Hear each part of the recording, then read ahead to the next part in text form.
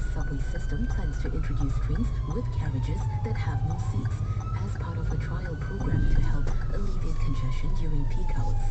Seoul Metro has also increased the number of subway trains on the most congested lines during rush hours. In tennis, Jessica Pegula has defeated world number one Arina Sabalenka to move into the semi-finals of the WTA finals.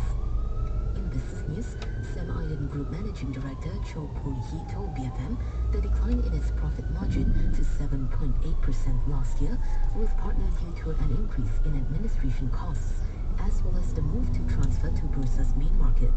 Meanwhile, Po-hee is unfazed by the entrance of non-renewable energy players into the RE market. The ultimate direction for them is meant for decarbonization. That's why that you say they come in a lower price. But for us, the tick is still big enough to be satisfying everybody, because you see the national policy and also our roadmap, the target is still very, very huge. So that's why that for those companies, they come in actually mainly for their internal projects rather than they are bidding with us for other projects.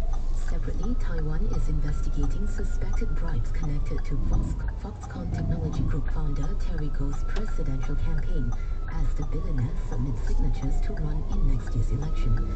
Prosecutors